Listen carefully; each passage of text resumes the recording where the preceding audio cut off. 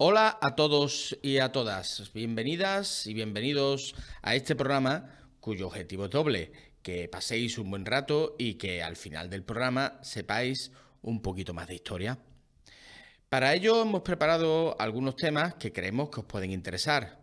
¿Nos acompañáis? Somos José Manuel Áspera y Antonio Ferrando y os presentamos Es Tiempo de Historia, un programa de historia para todos los públicos. Pues venga, comenzamos. Buenas tardes, José Manuel. Muy buenas tardes, Antonio. ¿Qué tal? Otra tarde aquí para hablar de historia en Radio Puerto. Hoy traemos temitas muy variados. Sí, la verdad es que sí, hemos tenido un parón importante Sí. debido, a las circunstancias que nos han rodeado la Yo creo semana. que ya los que nos están oyendo y viendo están viendo que por qué, el Sí. por qué ha sido este parón. No solo la Semana Santa es la que ha interferido en este parón, sino también, los cambios que se han producido en nuestro estudio y eso ha provocado, que hemos parado, pero ya estamos de vuelta y con muchas ganas de comenzar un nuevo programa en el día de hoy, ¿no? Y además, si los cambios si son a mejor, pues bienvenidos sean. Bueno, pero algo que no ha cambiado es que José Manuel, como siempre en todos los programas de Es Tiempo de Historia, nos trae el sumario. Y Bueno. en este no va a ser menos. Bueno, el sumario de hoy es un sumario cortito, bastante, pero a su vez también es largo. Y me explico. En el programa de hoy comentaremos las efemérides más interesantes del mes de mayo, en el que, además tendremos un par de anécdotas históricas muy, muy curiosas. Y digo cortito porque el sumario aquí se queda y es una cosa, que es circunstancial porque, las anécdotas del mes de mayo dan para mucho. Las efemérides. Las efemérides del mes de mayo dan para mucho. Yo creo que nos pueden dar hasta para dos programas. Efectivamente. Y es algo que, el mes de mayo viene ha sido un mes que a lo largo de la historia ha sido muy interesante. Prolífico. Y como tú has dicho, pues yo creo que llegando a la mitad de mes, creo que podríamos contar una anécdota histórica, porque como bien has hecho referencia anteriormente, ahora mismo, las efemérides de este mes darán para bastante, ¿no? Bueno, pues a ver, lo mismo lo damos por dos programitas, porque además queremos deciros contaros las anécdotas históricas, porque también son muy interesantes y siempre se nos quedan ahí en el tintero. Y además, Antonio, con una particularidad, que es que las efemérides, tocan muchos periodos, muchos aspectos y de gran relevancia, que incluso muchas de ellas, forman parte, digamos, de lo que sería un antes y un después en el desarrollo de la historia en general, ¿no? Bueno, pues vamos a comenzar y empezamos fuerte. Empezamos, evidentemente, estamos en el mes de mayo, pues el primer día, el 1 de mayo. Y el 1 de mayo es el Día Internacional de los y las Trabajadores y Trabajadoras. Casi nada.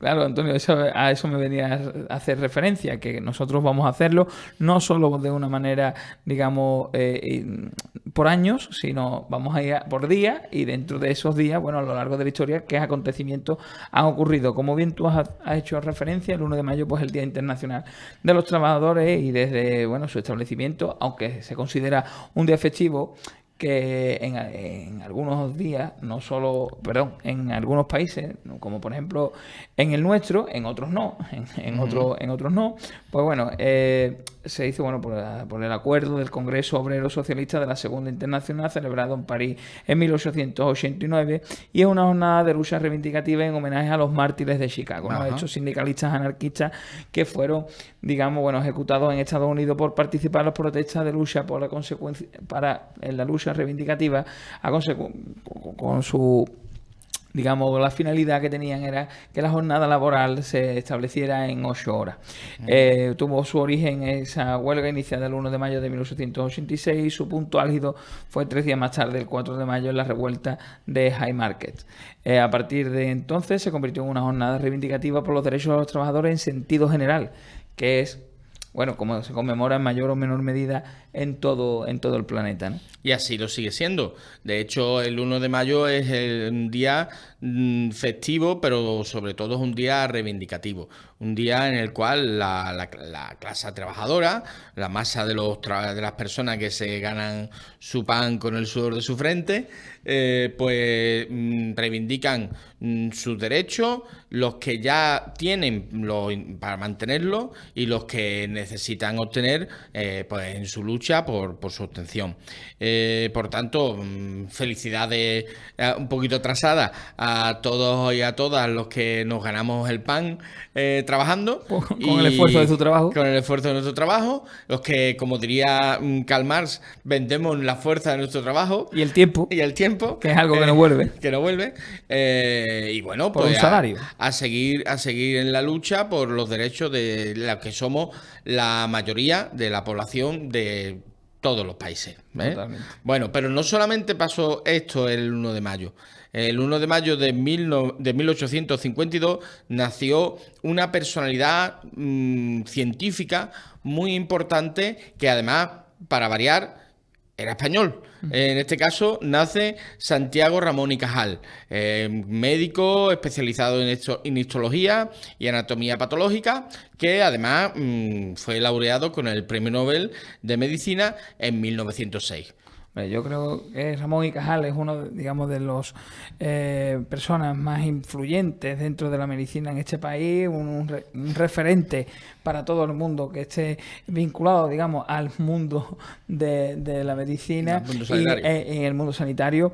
Y bueno, tenemos la suerte de que fue español, y yo creo que, como siempre he pensado cuando he visto la efeméride en el día de hoy, me he percatado y he dicho, casi todos los pueblos o ciudades de este país tienen una calle que se llama Ramón y Cajal, o por lo menos la mayoría, y eso significa... Y muy merecida. Y muy, efectivamente. Indiscutible. Efectivamente. Entonces, bueno, por su labor y su carrera, y por supuesto por ese premio Nobel de 1906, a principios del siglo XX, que tiene una validez tremenda, ¿no? Bueno, pues después del día 1 de mayo se va a formar el 2 de mayo. Y bueno, es esa frase popular, digamos, que se ha instaurado en este país. ¿Y por qué se dice?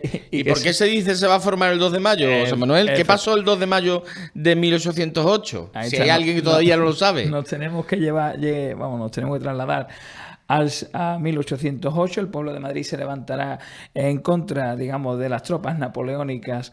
Se producirá un levantamiento en la ciudad de Madrid que conllevará, al inicio de lo que será la guerra de la independencia, ¿no? Como todos sabemos, en este país, pues hubo, por parte de las tropas napoleónicas, el acuerdo, tanto en este caso de Napoleón con el rey, que en aquel momento era Carlos IV, y su valido Godoy, que era un ministro, no era el ministro, digamos, del Interior, sí, también ejercía como valido. Príncipe de la paz. Efectivamente. Bueno, pues en un principio se llegan al acuerdo de que las tropas napoleónicas iban a traspasar por España, con la intención de que, como Francia en ese momento estaba en su lucha contra Inglaterra, la intención del ejército francés era, pues invadir Portugal para que no le diera apoyo logístico ni fuera el enclave, el bloqueo continental, ¿no? Que fuera un enclave, digamos, porque estaba hermanado con Gran Bretaña. En este caso, pues en este acuerdo llegan a que teóricamente las tropas napoleónicas iban a pasar sin ningún tipo de problema, pero finalmente lo que se produce es que las tropas napoleónicas no es que no pasen, sino es que se quieren quedar.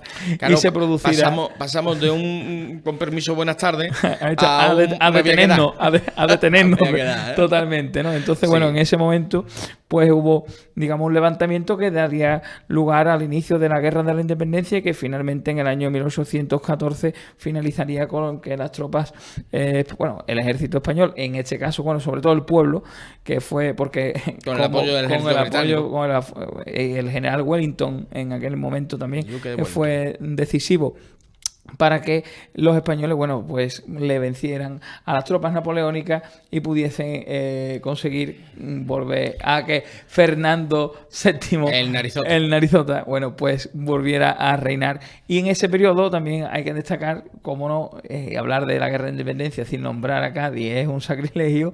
En 1812, bueno, pues en Cádiz se haría la Constitución, pero en este caso trasladándonos al mes de marzo, ¿no? Bueno, del 19 de marzo de 1812. Al grito de se los llevan los últimos infantes del Palacio Real, se los llevaban las tropas napoleónicas, cuando ya los mayores, incluido el todavía entonces príncipe de Asturias, Fernando, estaba en Bayona. También hay que decir... El alcalde de Móstoles, hoy Cibelar del Teniente Ruiz, los presos de la cárcel, como relata Pérez Reverte en un cuento suyo, etcétera, etcétera. Las cargas de los mamelucos y sobre todo esa obra maestra de la pintura que retrató los fusilamientos posteriores del día 3 de mayo del inmortal Francisco de Goya y Luciente, que podemos ver en el Museo del Prado. Sí, también hay que recordar que en este 2 de mayo, bueno, en esta guerra de la independencia, hay que recordar que fue el pueblo el que se rebela, porque el rey en un principio había dejado abandonado en todo momento al país, y se había, con los firmados del Tratado de Fontainebleau, pues se fue a Francia, cogió muchos millones y se largó, ¿eh? Fue el propio pueblo el que salvó al pueblo. Nunca, pues el 2 de mayo se produce el levantamiento español contra la ocupación napoleónica y por eso es festivo en Madrid. Bueno, del 2 nos saltamos al día 4. Al día 4. Y el día 4 pasaron vamos a dar varias un cosas. Salto histórico bastante importante, porque pasaremos de 1808, como hemos hecho mención anteriormente, al siglo XX. Al siglo XX. En este caso, bueno, a lo que a ti más te gusta, la Segunda Guerra Mundial. En el 1942, en el marco de la Segunda Guerra Mundial, la Armada Imperial Japonesa compromete a las fuerzas navales aliadas en la batalla del Mar del Coral, la primera en la que las flotas portaaviones combaten entre sí. Claro, la batalla del Mar del Coral es una batalla donde Japón todavía lleva la iniciativa. Hay que tener en cuenta que en diciembre del 41, o sea, el 7 de diciembre, se produce el ataque japonés a Pearl Harbor, que compromete la entrada de Estados Unidos en la Segunda Guerra Mundial, y que el gigante militar estadounidense tiene que ponerse en marcha y que todo ese periodo de tiempo lo aprovecha Japón para llevar la iniciativa. Aquí es posiblemente donde esa situación ya acaba, en la batalla del Mar del Coral, que en realidad acaba con una especie de empate técnico o victoria pírrica, pero que ya empieza a equilibrarse en las fuerzas entre el imperio japonés y quien va a llevar la iniciativa en el Pacífico, que va a ser los Estados Unidos. Ya se sabe que aunque en Europa la situación está más repartida entre lo que son los aliados occidentales y la Unión Soviética, aunque no hay que olvidar siempre que quien entra en Berlín es el Ejército Rojo. En la zona del Pacífico prácticamente va a combatir en solitario, con aportaciones australianas y neozelandesas sobre todo. El gran protagonismo va a ser el de los Estados Unidos. Y bueno, pues el 4 de mayo se da esa gran batalla donde por primera vez combaten los portaaviones, esos grandes dinosaurios del mar, ¿no?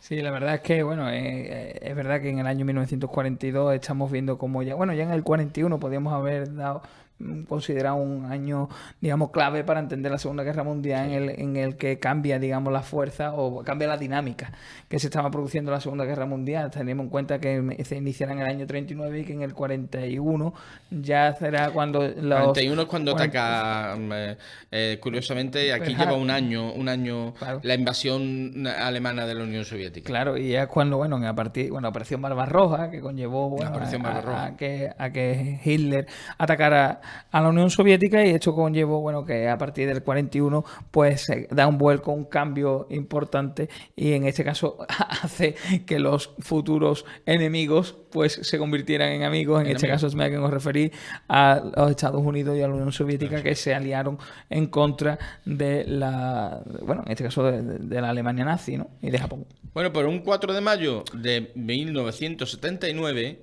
nace una personalidad muy importante de finales del siglo XX. Es elegida primer ministro. Eso es.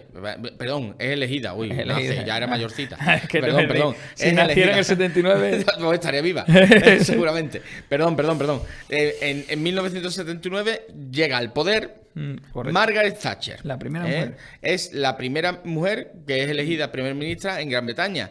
La dama de hierro, una personalidad importantísima a la hora de desarrollar el liberalismo económico, teniendo en cuenta su amistad con quien es el otro gran protagonista, que coincide con ella en el tiempo. En un par de años será elegido presidente de los Estados Unidos Ronald Reagan. Sí.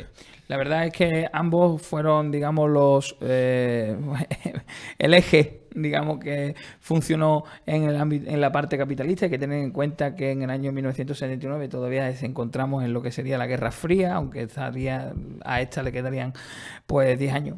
Básicamente, o un poco menos, pero bueno, estamos en Guerra Fría y como tú bien has hecho referencia, pues Margaret Thatcher, bueno, pues se considera la dama de hierro porque su implementación de todo lo que sería el sistema capitalista en las ideas neoliberales a hierro, nunca mejor dicho, ¿no? Para hierro.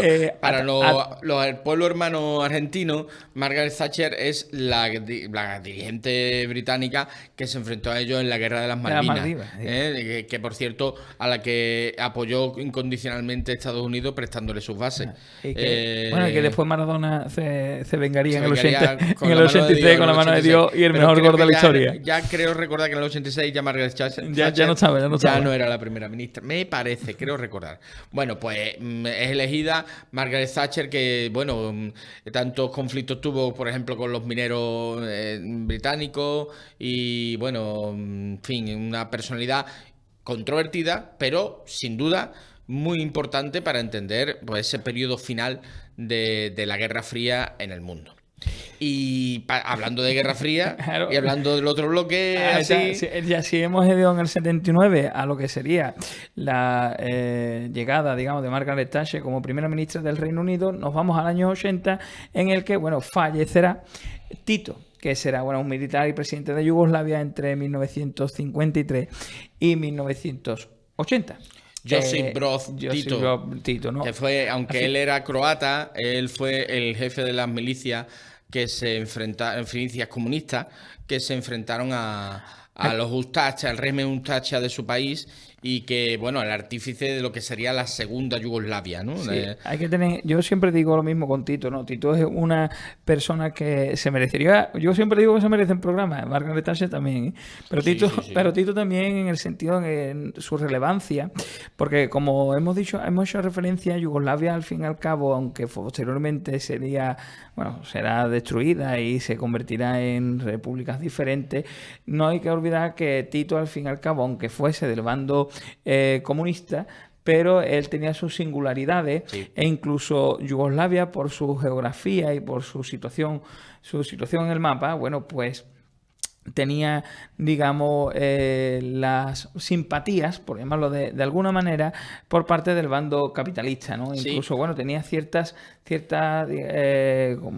relaciones diplomáticas, por llamarlo de alguna manera, con los Estados Unidos. Tito, dentro del bloque comunista, era un verso libre. Era un verso libre y además prueba de ello es que Stalin intentó matarlo varias veces y no lo consiguió.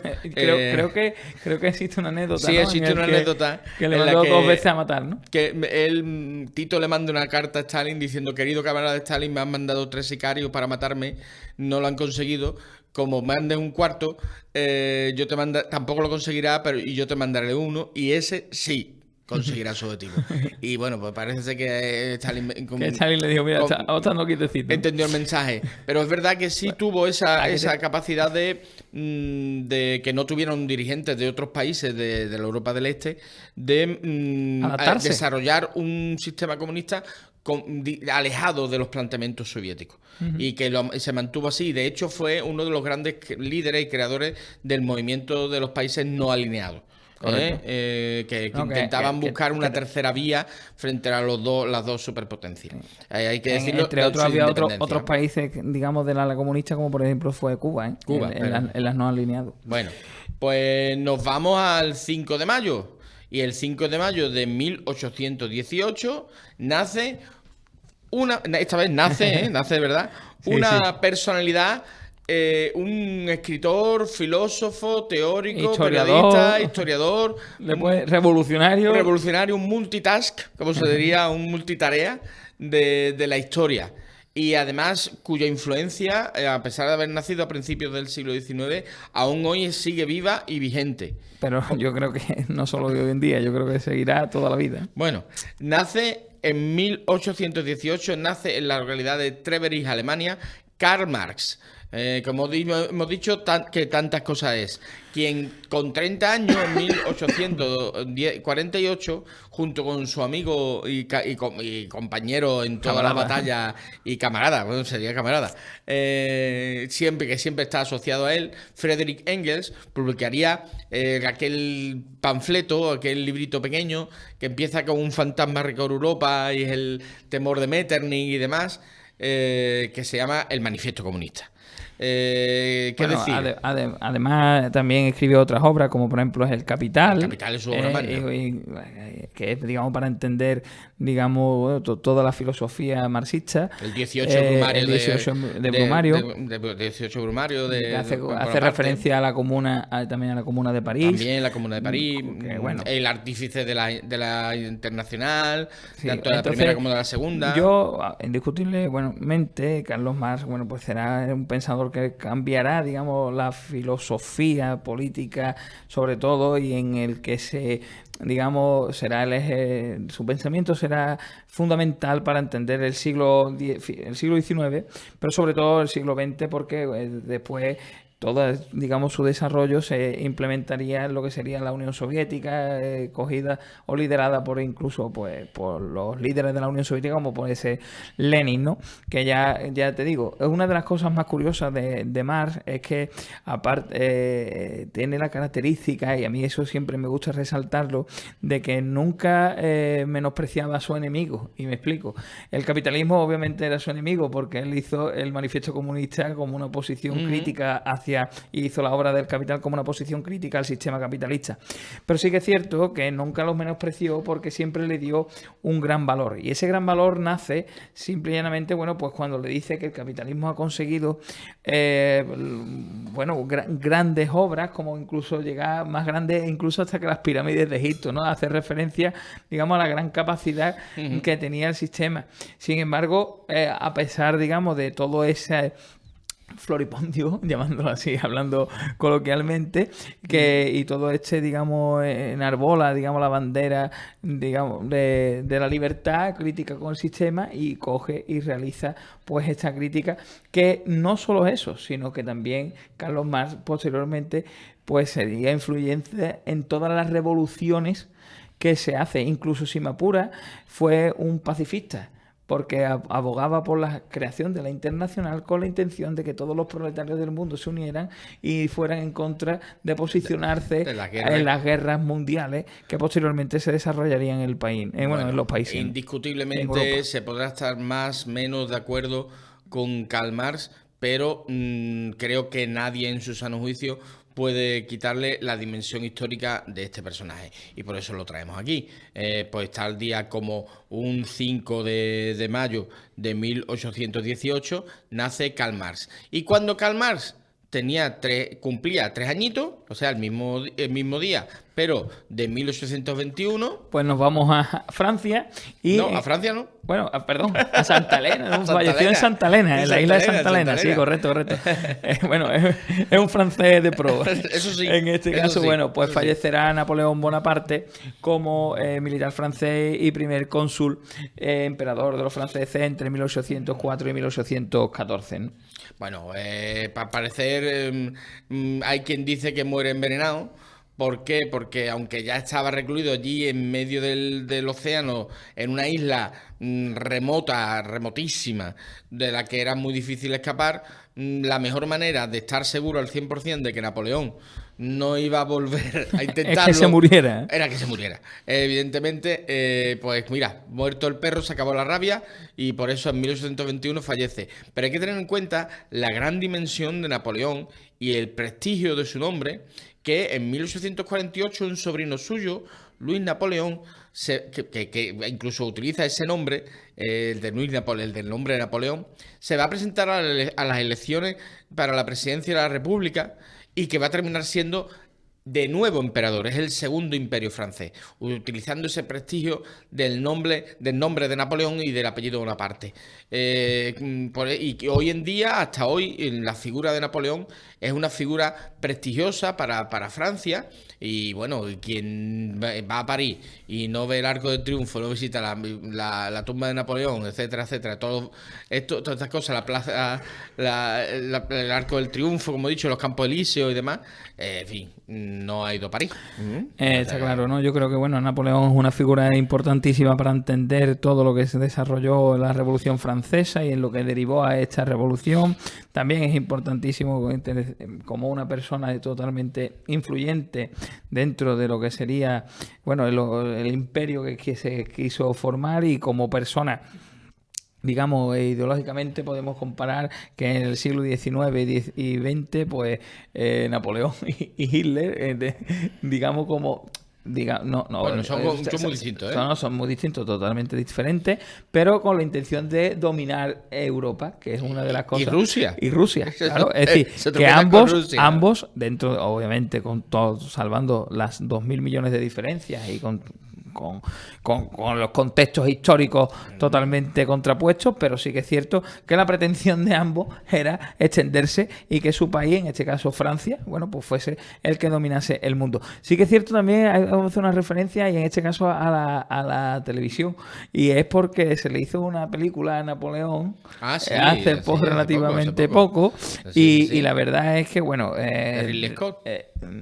Como película he tenido la suerte de verla. Como película, digamos, de entretenimiento está muy bien, pero existen muchos capítulos, por ejemplo, de la historia de Napoleón, o de la vida, mejor dicho, de Napoleón, que no se vienen referencias. Una de las, digamos, críticas que podemos hacerle, digamos, desde un plató como este, en el que, bueno, nosotros hacemos rigor histórico, que es una de las cosas importantísimas para ser historiador, pero sí que es cierto que una cosa es la historia y otra cosa es la ficción. Para hablar de cine, yo lo siento, pero en esta casa está el gran Bruto Pomeroy. Totalmente. Y él sabrá mejor que nosotros hablar de cine, aunque nos guste. Nosotros hablamos modestamente de lo poquito que sabemos.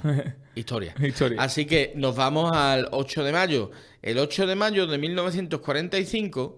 el Tercer Reich se rinde incondicionalmente ante los aliados, terminando la Segunda Guerra Mundial en Europa. Ojito, el 8 de mayo se rinden a los aliados occidentales. ¿Qué pasa? Que claro, ya bueno, podemos dar por terminada la guerra, pero Eisenhower, comandante en jefe de las tropas norteamericanas, bueno, las tropas aliadas en Occidente, dice, cuidado que falta alguien. Y además falta alguien que es el que está ahora mismo dentro de Berlín. Falta el Ejército Rojo. Entonces, o aquí se incluye el Ejército Rojo o esta rendición no es completa. Por eso, el día de la victoria, el día que se conmemora, por ejemplo, en San Petersburgo, en Moscú, el 9, en Rusia, ¿no? Es el día 9. Es cuando el general Zhukov se incorpora a esa ceremonia de rendición y ya se produce la rendición completa. ¿Vale? Ya después del suicidio de Hitler en el búnker de la Cancillería en Berlín, la toma de Berlín por parte del Ejército Rojo y el desmoronamiento ya que se veía venir ya desde hacía meses del ejército alemán, ¿no? Y también, bueno, el destape de todas las barbaridades que se habían producido, ¿no? Como por ejemplo los campos de concentración que se van descubriendo conforme van avanzando las fuerzas aliadas. Efectivamente. Bueno, pues tal día como el día 8, día 9 de mayo, pues terminó la guerra más devastadora y más grande de la historia de la humanidad, que esperemos que no, como el ser humano es capaz de... Ahora en Palestina también están haciendo pero algo muy curioso. Como el ser humano es capaz de siempre superarse, sobre todo en lo peor, esperemos que se quede ahí. que se quede ahí, ¿vale? Totalmente. Bueno, pues no, ya que estamos en el 9 de mayo, ya que has mencionado el 9 de mayo, bueno, pues nos vamos. ¿Qué pasó el 9 de mayo? El 9 de mayo, sí, pero pasó muchísimos años antes, ¿no? En este caso nos iremos a los inicios del siglo XVII, concretamente al año 1605. En España, Miguel de Cervantes publica la primera parte del ingenioso hidalgo Don Quijote de la Mancha. Hombre... Así que bueno, yo creo que aquí... palabras mayores. Efectivamente, creo que para hablar del Quijote no hace falta presentaciones. Por favor. El Quijote nos da para un programa, daría para una temporada completa, ¿no? Hay cátedra universitaria centrada en el estudio del Quijote. Totalmente.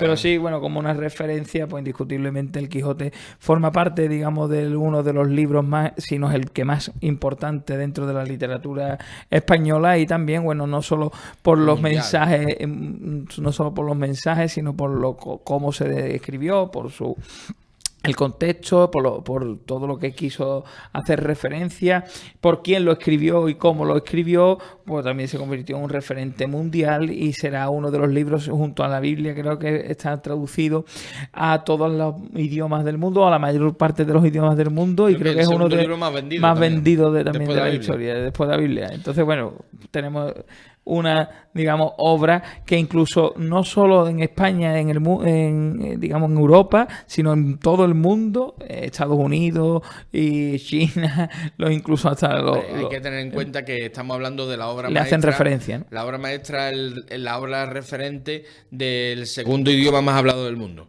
Que digan lo que digan y quieran lo que quieran, es el español, el castellano.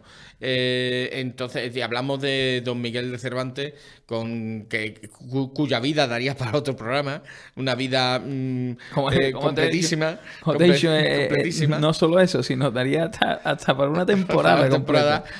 Yo creo que te están tardando en hacer una serie de la vida de Miguel de Cervantes, porque da para mucho. Y bueno, la influencia del Quijote, ya no solamente hablamos de la influencia dentro de la literatura en castellano, solo por destacar una literatura geográficamente tan lejana de la nuestra como la literatura rusa, de los grandes escritores rusos del siglo XIX, está muy influenciada por el Quijote. Yo tengo que Tolstoy, Dostoyevsky, Gogol y toda esta gente, todos leyeron a Cervantes, leyeron al Quijote, y lo tuvieron como referencia literaria. Así que tal día como hoy, pues celebramos que, bueno, que se publicó ese monumento literario que es la primera parte de El Quijote de la Mancha. Bueno, pues el 11 de mayo, nos vamos al 11 de mayo, concretamente al año 300, más para atrás, en el año 330, la ciudad de Bizancio es consagrada como Nova Roma, que llegó a ser conocida como Constantinopla, y la nueva capital del Imperio Romano bajo el emperador Constantino el Grande.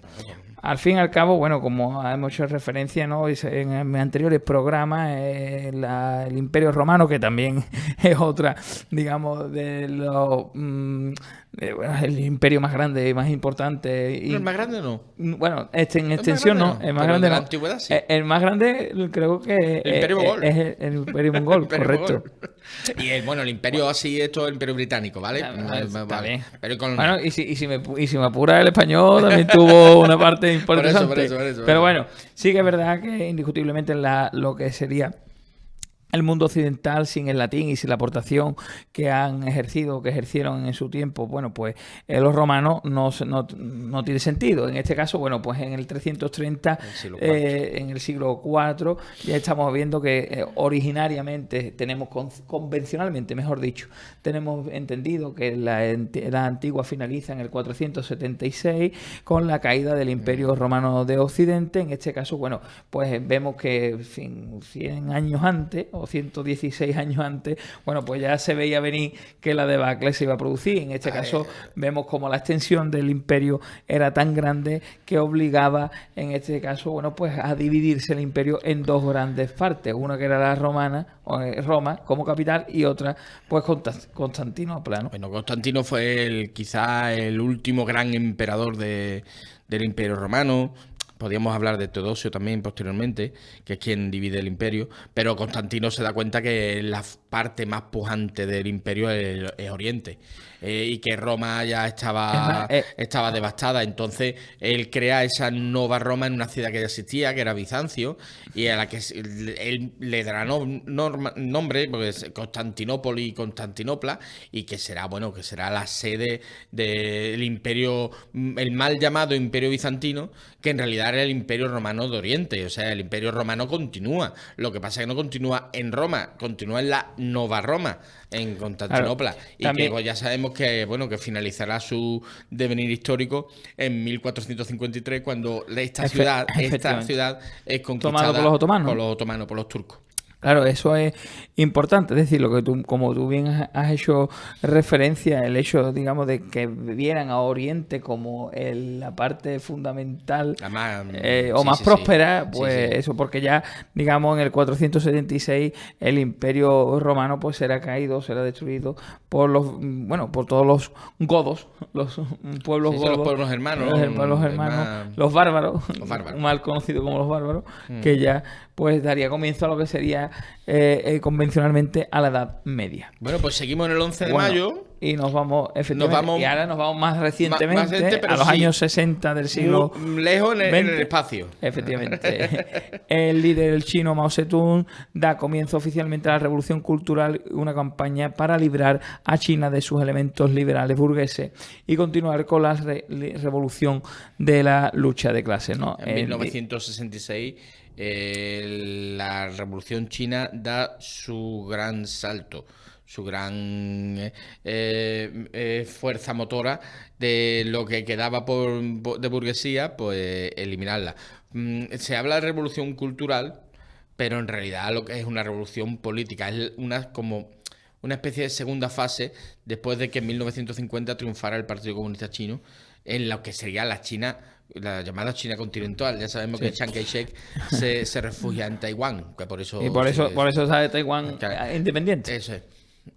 Sí que es cierto, que indiscutiblemente Mao pues formará esta revolución cultural que cambiará, digamos, la fisonomía del mundo en ese momento, porque en ese momento, valga la redundancia, pues tanto dos gigantes geográficamente hablando como Rusia, en este caso la Unión Soviética, y China, pues dos países que geográficamente pueden ocupar una tercera parte del mundo fácilmente, y por lo menos de habitantes, de los países más grandes y sobre todo de población, pues se convierte en el ala comunista.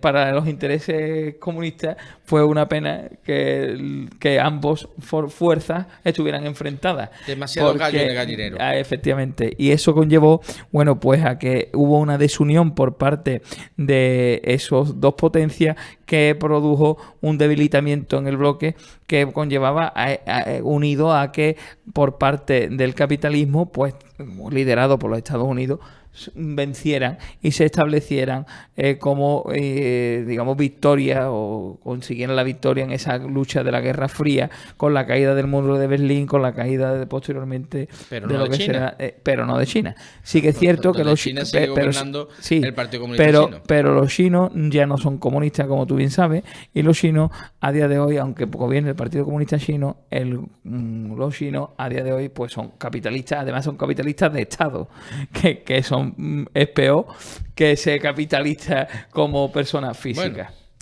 Eso sería otro debate.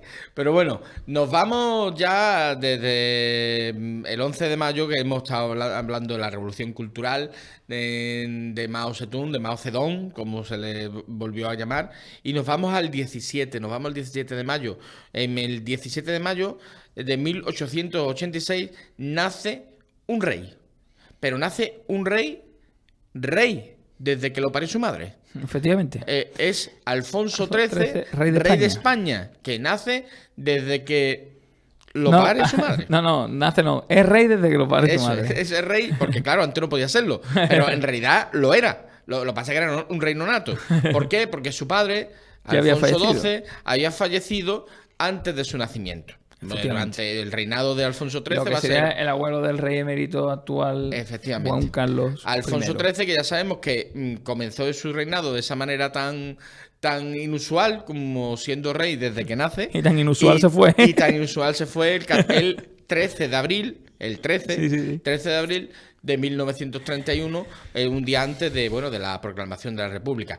Un reinado caracterizado... Otra cosa no, pero muy convulso, seguro. Sí, con mucha... Porque este reinado conllevará no solo a que, como bien ha hecho referencia, a la finalización de con la llegada de la segunda República a España, sino también porque el rey Alfonso XIII en este momento, también apoyó durante su reinado a un dictador, como fue Miguel Primo de Rivera, y le dio su apoyo. Hay que tener en cuenta que la primera fase de su reinado, evidentemente, va a ser la regencia de su madre, María Cristina de Habsburgo Lorena, que durante esa regencia se produce el desastre de 1898, la pérdidas coloniales de Cuba, Filipinas y Puerto Rico. Y la isla de Guam. Que se te olvida. La isla de Guam.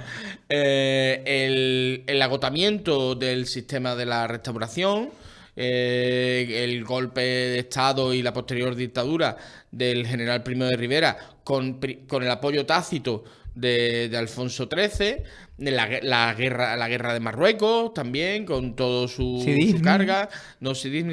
Fue posterior. La guerra de Marruecos, pues, los desastres de Anual y con todo, todo lo que fue la carga del Barranco del Lobo también, que también, y luego posteriormente la finalización de esa dictadura, donde aquello de Miguel Primo de Rivera de que a mí no me borbone a nadie, y a los 3 días pues dimitió y se fue. Y la dicta blanda, y posteriormente, la dicta blanda Alfonso liderada, XIII abandona España. La dicta blanda liderada por Dámaso Berenguer. Y posteriormente el almirante Aznar. Creo que bisabuelo de uno con bigote que nos mandó a la guerradera. bueno, que ahora no tiene bigote. Alfonso XIII terminará falleciendo en su exilio italiano, y sus restos volverían a España para ser enterrados en el Escorial ya durante la dictadura del general Franco. Bueno, pues ese mismo día, el 17 de mayo, pero en el año 1990, tampoco hace tanto. No hace tanto, ¿eh? No hace tanto como hace 35 años. Y por eso le vamos a dar esa importancia, que no hace tanto. Así que hace 35 años la Organización Mundial de la Salud, la OMS, elimina la homosexualidad de la lista de enfermedades mentales. Que hoy en día, afortunadamente, por lo menos en este país, y a la mayoría de las personas con un pensamiento medio normal, y lo digo así de claro como lo siento, nos tiene que llevar las manos a la cabeza que la OMS eliminara de la lista de enfermedades mentales la homosexualidad hace solo 35 años. Efectivamente. Bueno, pues en este caso, que nos ponemos alarmistas, porque consideramos que es un error. Y es un horror. Es decir, afortunadamente subsanado. Error en el sentido de que no porque no se tuvieran que quitar, sino porque se tenían que haber quitado muchísimo antes. Claro, yo iría más, nunca se tendría que haber puesto, pero bueno, ese es otro debate. Hay que tener en cuenta que no solamente había esta consideración de enfermedad mental, es que en muchos países, y por desgracia aún también, se considera un delito. Un delito pagado con cárcel. No hay que irse muy lejos, porque en España lo era. Entonces, nosotros que creemos que cualquier persona tiene derecho a amar a quien le dé la gana, como quiera, cuando quiera. Como quiera, porque el amor es muy bonito. Y consideramos que, evidentemente, cualquier tipo de terapia para algo que no es una enfermedad. La terapia para cuando tú estás mal, pero estás mal por trabajo, por problemas familiares, pero nada por sexuales. La terapia, cuando no tienes ninguna enfermedad, o es un placebo o es una estafa. Correcto. Punto y pelota. Efectivamente. Bueno, y nos vamos al día 18. El día 18 de mayo de 1781. Ese día es ejecutado José Gabriel Condorcanqui. ¿Y ese quién es, Antonio? Pues ahora te lo digo yo. Tupac Amaru II, cacique inca y caudillo hispano-peruano, líder de la mayor rebelión indígena a la que se tuvieron que enfrentar nuestros antepasados españoles en el virreinato del Perú, y que estuvo a puntito que faltó el bigote una gamba, de acabar con la presencia española dentro del Perú. Iba a decir afortunadamente. Bueno, no, afortunada no. Circunstancialmente. Circunstancialmente, porque aquí no hay que tomar partido. Circunstancialmente, la situación pues cambió. Y favoreció a los españoles y finalmente los españoles pues se mantuvieron en el Tupac Amaru. Allí. Incluso, bueno, duraron hasta el 1825, que fue finalmente... Bueno, a 1825 cuando se fue o se acaba, digamos, con la mayor parte, ¿no? Sí. Consideramos que, digamos, toda la ocupación que se hizo por parte de los españoles en este espacio, pues se acabó finalmente con el desastre que tú has hecho mención anteriormente, en 1898, con las pérdidas coloniales de Cuba, Puerto Rico y, bueno, Filipinas. La figura de Tupac Amaru es Tupac Amaru II porque ya hubo un inca anterior a la presencia de española en las tierras andinas, que se llamaba Tupac Amaru. Es tan importante que incluso, hay que decirlo, un grupo terrorista de reciente aparición en Perú tomó el nombre de Tupac Amaru. De Tupac Amaru. O sea que, bueno, pues tal día como hoy, esa rebelión pues se fue descabezada y poco tiempo después ya sería sofocada. Bueno, pues también hay que recordarlo y decirlo. Vale, y pues nos vamos al 19 de mayo. El 19 de mayo de 1919.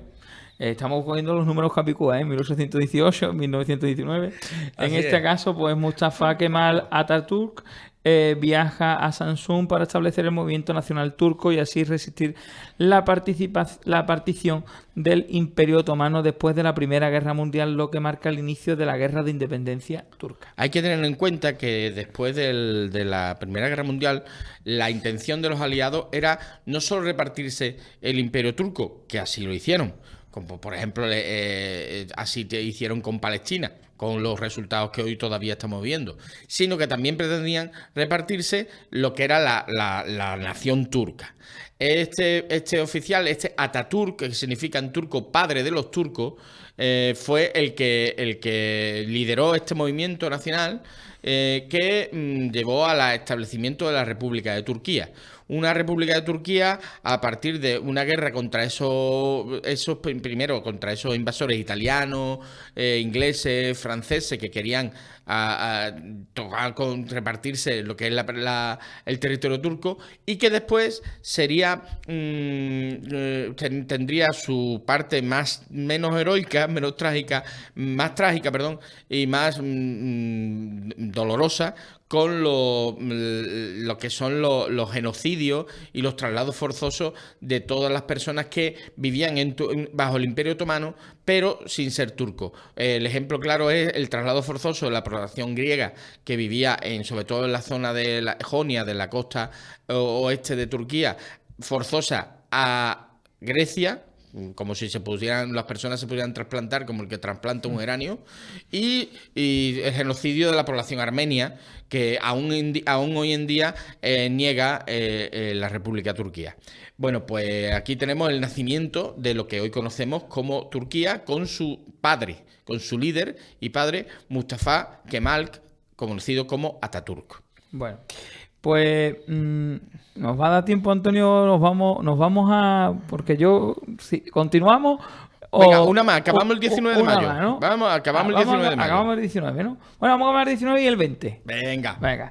Acabamos el 19 porque, claro, el programa está muy bien, estamos tomando mucho esto, pero muchas partes de historia, sí. Pero sí que es cierto que nos gustaría contar la anécdota, ¿no? Vale. Y en este caso, bueno, pues vamos. En el año 1971, la nave espacial no tripulada soviética, Martes 2, se convierte en el primer artefacto humano que llega a la superficie de Marte. 19 de mayo. El 19 de mayo de 1971. Hay que tener en cuenta que todo el mundo piensa que el gran sorpaso en la carrera espacial lo dan los Estados Unidos con la llegada a la Luna. Pero ojito, 3 años después, los primeros que ya mandan un aparatito a Marte no son los Estados Unidos.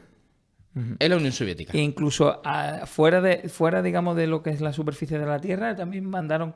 Sí, anteriormente el primer satélite. El primer satélite Sputnik, también lo mandaron el primer paseo espacial Yuri Gagarin, los soviéticos. El primer ser vivo lanzado al espacio con la perita Laika, etcétera, etcétera, etcétera. Es decir, que hubo... Por parte, es decir, a mí esta parte, digamos, de la historia es una parte muy interesante en el sentido en el que la lucha por los dos bloques no solo fue una carrera ideológica, pero sino también fue una carrera armamentística, fue una carrera tecnológica, fue una carrera, digamos, en todos los ámbitos que favoreció, en este caso, bueno, pues el desarrollo tecnológico que hoy tenemos. Favoreció por un lado y desfavoreció por otro, porque también tuvieron las armas nucleares. Entonces, bueno. Hay una anécdota que dice que cuando se produjeron, los primeros viajes espaciales, la NASA invirtió millones de dólares en la elaboración de un bolígrafo que se pudiera escribir en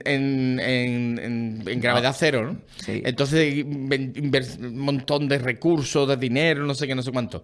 Los rusos llevaron lápices. Claro. Esa es muy buena. Pero no, la anécdota no solo es buena, la anécota es que es real. Sí, es que es real. Eso es lo bueno. Es el, digamos, el pragmatismo ruso, soviético, ¿no? Claro. Bueno, pues llevamos lápices y a otra cosa e invertimos dinero en otras cosas mejores. Bueno, pero bueno, en este caso está claro que la nave soviética Marte 2 se convierte en el primer artefacto humano en pisar otro planeta. El suelo marciano. El suelo de Marte. Y vamos a terminar en el 20 de mayo. Venga. Y hombre, no, porque quedaría feo dejarlo fuera. En este caso, bueno, en 1506 fallecerá en Valladolid pues Cristóbal Colón, ¿no? Navegante y explorador español. Bueno, genovés, que todavía estamos ahí al servicio, de la corona de Castilla, si nos apuntamos. Pues bueno, y que llevó a cabo las primeras expediciones y que conllevó, bueno, pues el descubrimiento del Nuevo Mundo, ¿no? Parece ser que no, a pesar de lo que dice la leyenda, no murió en la miseria. ¿Vale?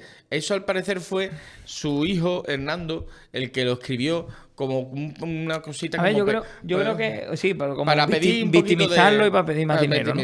Pero sí que sí estuvo en la cárcel. Claro, lo que sí está claro. No, a lo mejor no me iría en la miseria como se establece o como se tiene convencionalmente establecido, pero sí que es cierto que, bueno, su reputación, sus honores y todo, digamos, todo la honorabilidad, por llamarlo de alguna manera, y sobre todo eso era muy importante en aquella época, fue perdida totalmente por él debido, bueno, a que los Reyes Católicos decidieron quitarle toda su pertenencia, ¿no? Pero sí es verdad que no murió en la indigencia, ¿eh? Porque que no estaba pidiendo a la calle. No estaba pidiendo.